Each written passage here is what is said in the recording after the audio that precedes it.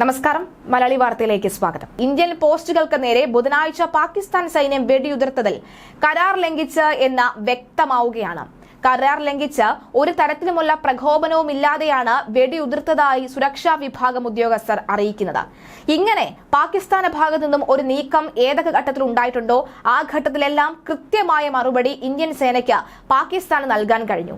എന്തിനാണ് ഒരു വെളിവും വെള്ളിയാഴ്ചയും ഇല്ലാതെ ഇത്തരം നീക്കങ്ങൾ പാകിസ്ഥാൻ നടത്തുന്നത് എന്ന ചോദ്യത്തിന് ഉത്തരമില്ല. എന്നാൽ ആ ചോദ്യത്തിനുള്ള ഇന്ത്യയുടെ മറുപടി കൃത്യമായ തിരിച്ചടി തന്നെയാണ്. ഒട്ടും വൈകിക്കാതെ തന്നെയാണ് ഇന്ത്യൻ സേന അതിനുള്ള മറുപടി പാകിസ്ഥാൻ നൽകിയത്. ഏതായാലും വളരെ ശക്തനായി ഇത്തരത്തിൽ പ്രതിരോധ വിഭാഗത്തിൽ വളരെ ശക്തമായി മുന്നേറുന്ന ഇന്ത്യയെ തൽക്കാലം പാകിസ്ഥാന് തോൽപ്പിക്കാൻ കഴിയുകയില്ല എന്ന് പാകിസ്ഥാൻ തന്നെ നന്നായി അറിയാം.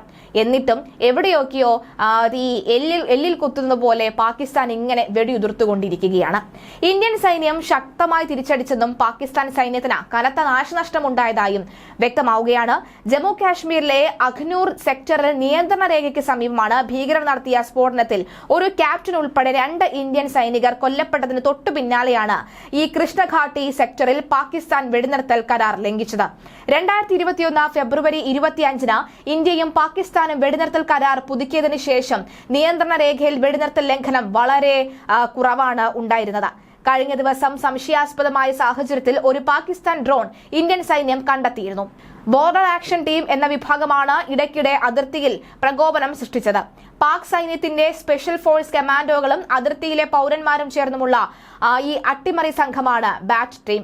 അതിർത്തി കടന്ന് ഇന്ത്യൻ സൈനിക പോസ്റ്റുകൾ തകർക്കുക, നുഴഞ്ഞു കയറ്റക്കാരെ കടത്തിവിടുക തുടങ്ങിയവയാണ് ഇവരുടെ ലക്ഷ്യം. വെടിനിർത്തൽ കരാറിന് ശേഷം ഈ ടീം കാര്യമായ പ്രകോപനം ഉണ്ടായിരുന്നില്ല.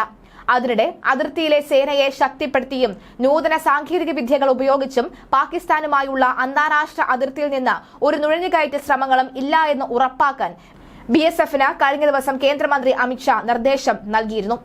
ദേശീയ തലസ്ഥാനത്ത് നടന്ന ഉന്നതതല ജമ്മു കാശ്മീർ സുരക്ഷാ അവലോകന യോഗത്തിൽ പങ്കെടുത്ത് സംസാരിക്കുകയായിരുന്നു അദ്ദേഹം. 3323 കിലോമീറ്റർ ഇന്ത്യൻ പാകിസ്ഥാൻ അതിർത്തി കാക്കാൻ നിയോഗിക്കപ്പെട്ട അതിർത്തി കാവൽ സേനയായ BSFനോട് ശക്തമായ ജാഗ്രത പാലിക്കുവാനും അതിർത്തിയിലെ സൈനികരെ ശക്തിപ്പെടുത്തുവാനും നുഴഞ്ഞുകയറ്റ ഭീഷണി തടയാൻ നിരീക്ഷണത്തിനും അതിർത്തി കാവലിനും നൂതന സാങ്കേതിക വിദ്യകൾ ഉപയോഗിക്കുവാനും അദ്ദേഹം നിർദ്ദേശം നൽകി കഴിഞ്ഞു. ജമ്മു കാശ്മീർ മേഖലയിലെ ഭീകരർ ഇല്ലാതെയാകുന്നതിന് എല്ലാ സുരക്ഷാ ഏജൻസികളും ജാഗ്രത പാലിക്കുവാനും സംയുക്തമായി പ്രവർത്തിക്കുവാനും മന്ത്രി നിർദ്ദേശിച്ചു. കൂടാതെ കേന്ദ്രഭരണ പ്രദേശത്ത് സീറോ ടെൻഡർ പദ്ധതിക്കായി ശക്തമായ നടപടി സ്വീകരിക്കുവാനും മന്ത്രി ആവശ്യപ്പെട്ടിരിക്കുകയാണ്. പ്രധാനമന്ത്രി നരേന്ദ്രമോദിയുടെ നേതൃത്വത്തിലുള്ള കേന്ദ്ര സർക്കാർ ഭീകരരഹിത ജമ്മു കാശ്മീർ എന്ന ലക്ഷ്യം കൈവരിക്കുന്നതിന് അർദ്ധ സൈനിക വിഭാഗത്തിന്റെ പങ്ക് ഷാ ഊന്നിപ്പറയുകയുമുണ്ടായി. ഇന്ത്യൻ സൈന്യവുമായി ജമ്മു കാശ്മീർ പോലീസുമായും സഹകരിച്ച് പ്രവർത്തിക്കാൻ CRPFന് ആഭ്യന്തരമന്ത്രി നിർദ്ദേശം നൽകി. CRPFന്റെ ശൈത്യകാല പ്രവർത്തന പദ്ധതി അദ്ദേഹം അവലോകനം ചെയ്യുകയും ജമ്മു മേഖലയിലും ശ്രദ്ധ കേന്ദ്രീകരിക്കണമെന്ന് നിർദ്ദേശം നൽകുകയും ചെയ്തിട്ടുണ്ട്. ജമ്മു കാശ്മീർ മേഖലയിൽ പ്രവർത്തിക്കുന്ന ഇന്റലിജൻസ് സംവിധാനത്തെ ആഭ്യന്തരമന്ത്രി അവലോകനം ചെയ്യവെയായിരുന്നു ഇക്കാര്യങ്ങളുടെ നീക്കങ്ങൾ അറിയിച്ചത്. എന്തായാലും പാകിസ്ഥാൻ ഇനി നുഴഞ്ഞു കയറുവാനോ അല്ലെങ്കിൽ പാകിസ്ഥാൻ ഒരു തരത്തിലുമുള്ള പ്രകോപനമില്ലാതെ വെടിയുതിർക്കുകയാണെങ്കിൽ കൃത്യമായ മറുപടി നൽകാൻ ഇന്ത്യക്ക് നന്നായി അറിയാമെന്ന് മറ്റാരെക്കാളും നന്നായി പാകിസ്ഥാൻ അറിയാം. അതുകൊണ്ട് ഒന്നും മടിച്ചു മാത്രമേ പാകിസ്ഥാൻ ഇന്ത്യയോട് കൊമ്പ് കോർക്കാനായി വരാറുള്ളൂ.